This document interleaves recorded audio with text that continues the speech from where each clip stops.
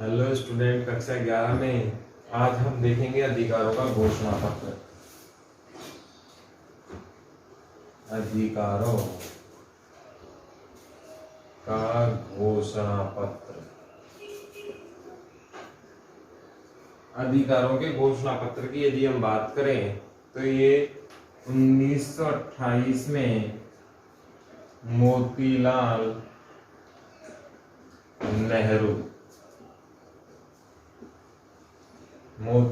नेहरू द्वारा एक रिपोर्ट पेश की गई थी जिसमें अधिकारों की बात कही गई थी। इसमें अधिकारों को लेकर एक सूचीबद्ध रिपोर्ट पेश की गई थी जिसमें स्वतंत्रता आंदोलन में हमें कौन कौन सी समस्याएं आई, स्वतंत्रता आंदोलन को लेकर हम कौन कौन सी चीजें कर सकते हैं या आजाद भारत में हमें किस प्रकार के अधिकारों की आवश्यकता होगी, किस प्रकार के समाज की आवश्यकता होगी, ये सारी चीजें इस रिपोर्ट में पेश की गई थी। हम ये पढ़ चुके हैं अधिकार होते क्या हैं। अधिकार हमें तानाशाही से बचाते हैं, लोकतंत्र में जीवन यापन करने का साधन है, या यूं कहें राज्य के विरुद्ध हमें कुछ प्राप्त होता है तो वो केवल और केवल क्या है, अधिकार ही हैं। अधिकारों के घोषणा पत्र की यदि हम बात करें तो आजादी के समय या आजादी से पहले जो स्वतंत्रता आंदोलन थे उनमें हमने ये देख लिया था कि आजादी के बाद हमारे सामने कौन कौन से मुद्दे होंगे, कौन कौन सी समस्याएं होंगी और उनको कैसे सॉर्ट आउट किया जाए। घोषणा पत्र का मतलब, अधिकारों के घोषणा पत्र का सीधा अर्थ है वे अधिकार जो हमें संविधान में सूचीबद्ध रूप से मिले हैं।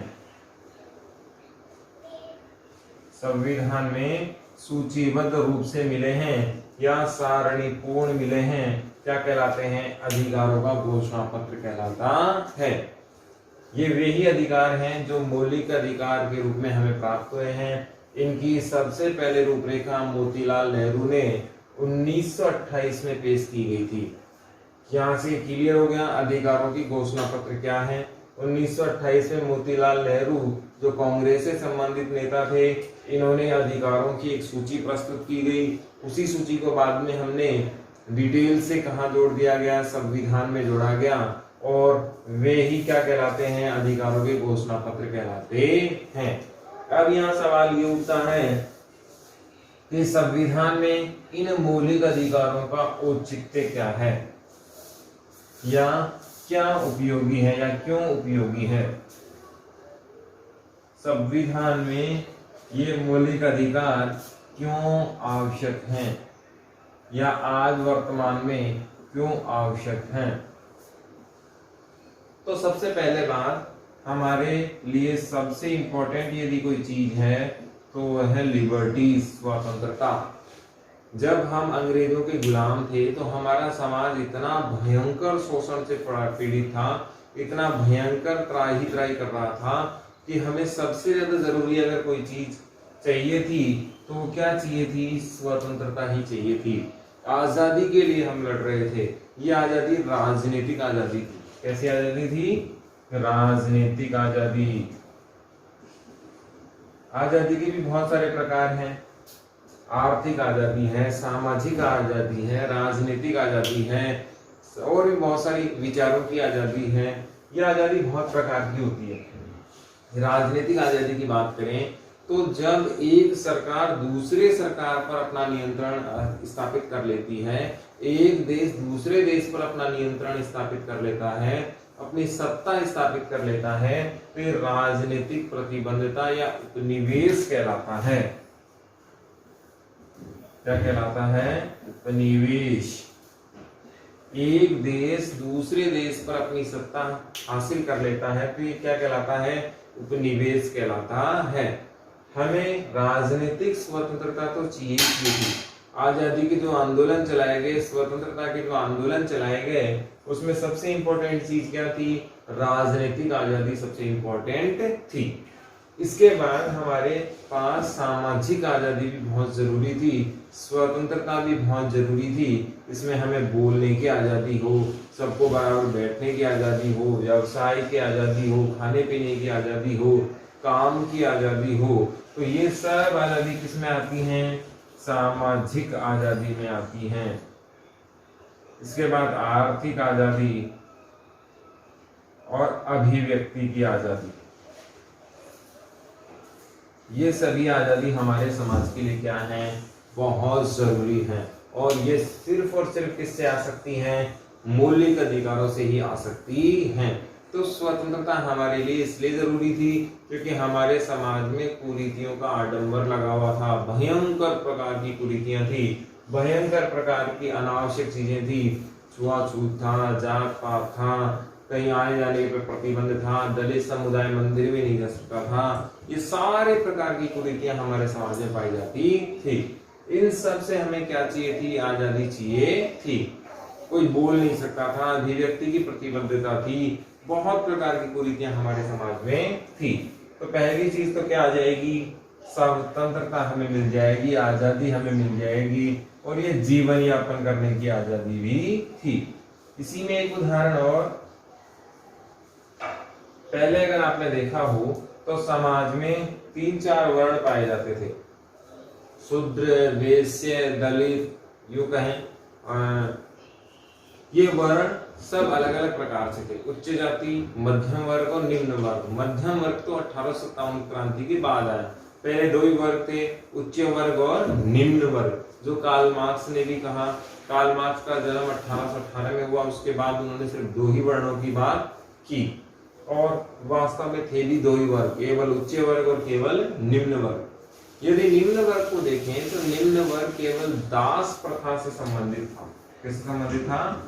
दास प्रथा से। ये केवल बेगार करता था और ये समाज में मुख्य धारा में नहीं रहता था।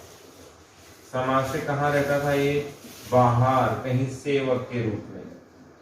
इसमें समाज का कोई स्थान, इसके मूल समाज में रहने का अधिकार नहीं था। ये तो या तो गांव से बाहर रहता था या कहीं बहुत दूर निश्चित डिस्टेंस पे ये रहता था। मुख्य समाज में रहने के लिए इसके लिए कोई जगह नहीं थी। इन सब चीजों के कारण हमें ये मूल अधिकार लाने पड़े। इसमें यदि हम दूसरी बात देखें तो इसके लिए सबसे ज्यादा जरूरी है समानता।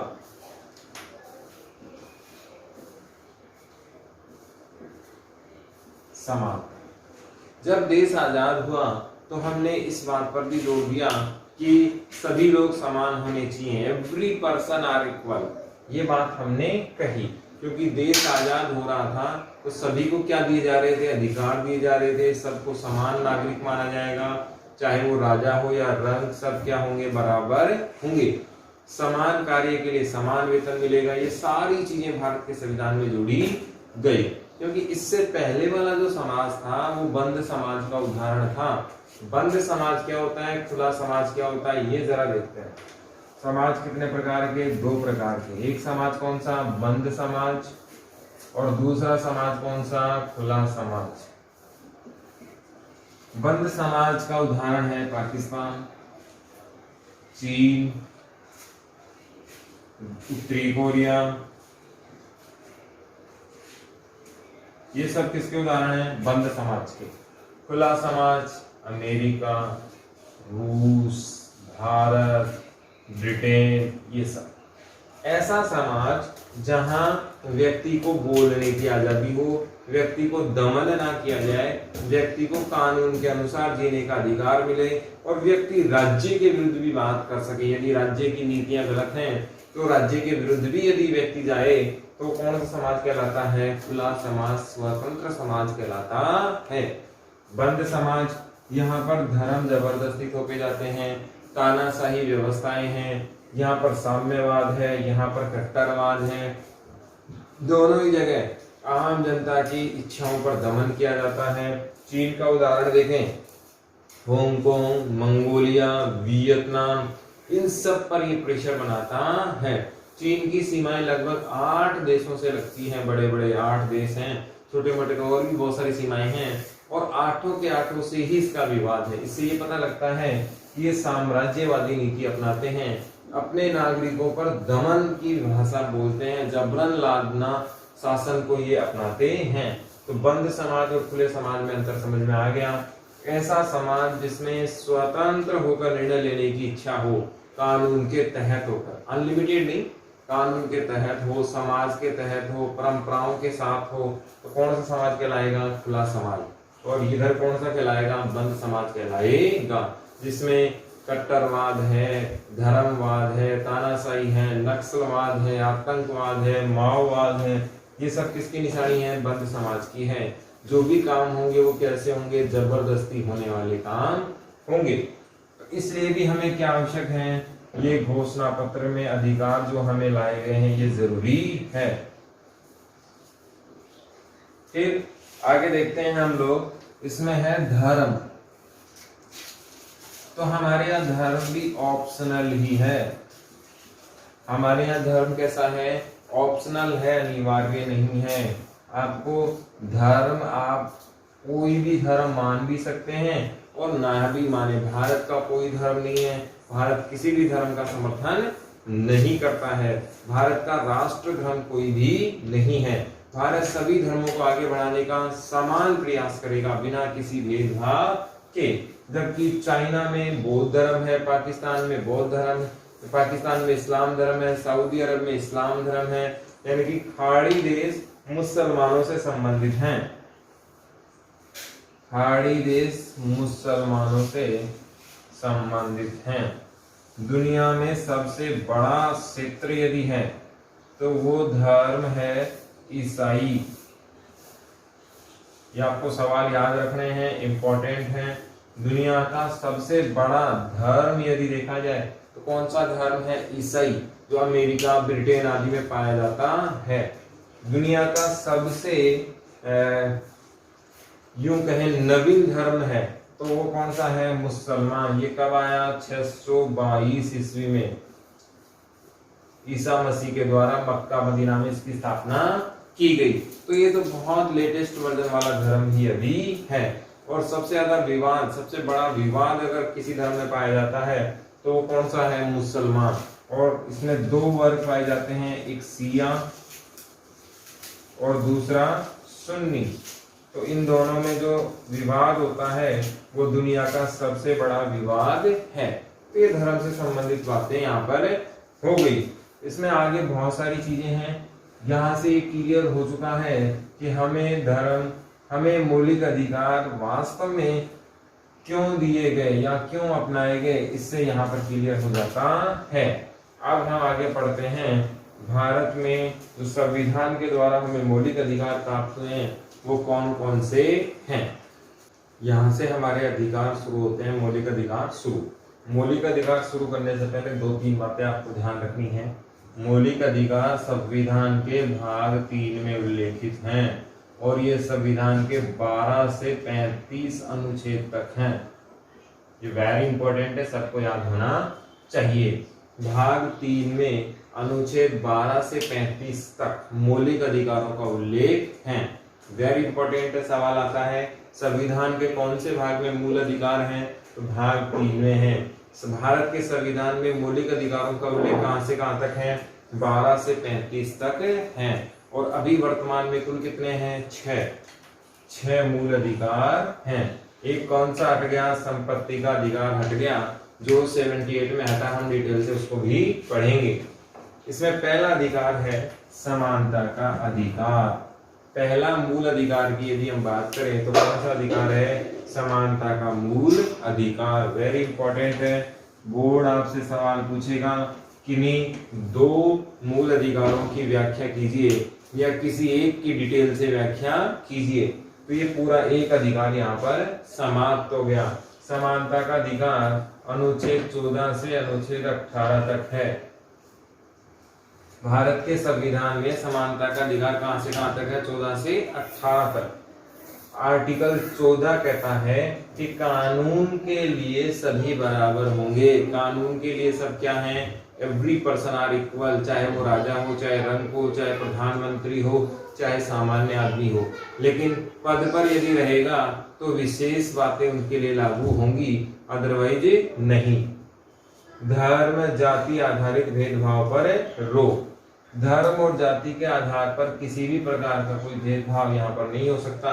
धर्म, जाति, वर्ण, संप्रदाय, क्षेत्रवाद, भाषावाद, लिंग, किसी भी आधार पर कोई भेदभाव संभव नहीं है। सभी कानून की नजर में क्या है, बराबर हैं। किसी भी प्रकार की सरकारी योजनाएं दी जाएगी तो उसमें कोई रोक टोक नहीं हो सकती है। ये कौन से आर्टिकल में कहा गया है, 15 में कहा गया है। आगे बढ़ने के अवसर कैसे होंगे, समान होंगे। ये भी आपको ध्यान रखना है। अवसरों की समानता कौन से आर्टिकल में दी गई है, 16 में दी गई है। सवाल आता है अवसरों की समानता क्या है, स्पष्ट कीजिए। यानी कि प्रत्येक व्यक्ति को आगे बढ़ने के अवसर बराबर बराबर मिलेंगे। किसी भी प्रकार की कोई रोक टोक इसमें नहीं है, चाहे वो जाति आधारित हो चाहे भाषा आधारित हो। सभी को सरकारी आधार पर या सरकारी योजनाओं में या समाज में आगे बढ़ने के अवसर कैसे मिलेंगे, बराबर बराबर मिलेंगे। आर्टिकल 16 ये कहता है। अस्पृश्यता का अंत, ये भी वेरी इंपॉर्टेंट है, इस पे भी टिप्पणी पूछी जाती है। अस्पृश्यता का अंत किसमें है, 17 में। इसको ऐसे याद रखना है, 17 यानी खतरा। यदि आप किसी को छुआछूत से संबंधित कोई टिप्पणी करते हैं, कोई कमेंट करते हैं, तो आपको जेल जाना अनिवार्य होगा। इसीलिए अस्पृश्यता को खत्म करने के लिए 17 आर्टिकल बनाया गया है, ताकि दलितों का प्रोटेक्शन हो सके, नीची जाति का प्रोटेक्शन हो सके। यदि आप जाति सूचक शब्द कहते हैं किसी भी दलित को, किसी भी अछूत को, तो इसमें गैर जमानती यानी कि इसमें जमानत का भी प्रावधान नहीं है। गैर जमानती जेल आपको हो जाएगी। किसी भी नीची जाति के या दलित को आप जाति सूचक शब्द कहते हैं तो ये छुआछूत या अस्पृश्यता से संबंधित है। उपाधियों का अंत केवल 2 ही जगह ऐसा है, एक तो शिक्षा और एक सेना। 2 जगह केवल उपाधि दी जाती है और बाकी सभी जगह उपाधियों का क्या कर दिया गया है, अंत कर दिया गया है आजाद भारत में। किसी भी प्रकार की उपाधि, डिग्री हमारे यहाँ नहीं मिलेगी। केवल शिक्षा में डिग्री मिलेगी और सेना में डिग्री मिलेगी। तो ये समानता का अधिकार यहाँ पर हुआ समाप्त। रिपीट करते हैं, समानता का अधिकार कहां से कहां तक है, 14 से 18 तक है। यहाँ सवाल क्या क्या बनेंगे, समानता के अधिकार को स्पष्ट कीजिए, तो ये पूरा आएगा। मूल अधिकार कौन से भाग में है, 3 में है। कहां से कहां तक है, 12 से 35 अनुच्छेद तक है। वर्तमान में कितने हैं, 6 हैं। टोटल मूल संविधान में कितने थे, 7 थे। हटाया कौन सा गया, संपत्ति का अधिकार। अवसरों की समानता कौन से आर्टिकल में, 16 में। अस्पृश्यता पे रोक कौन से आर्टिकल में लगाएगी, 17 में। उपाधियों का अंत कौन से में है, 18 में। कौन कौन सी उपाधियां जारी हैं, शिक्षा और सेना। कानून के समक्ष समानता कौन से आर्टिकल, 14 में। धर्म, जाति, लिंग, वर्ण के आधार पर भेदभाव संभव नहीं है, आर्टिकल 15। तो यहाँ पर समानता का अधिकार होता है समाप्त।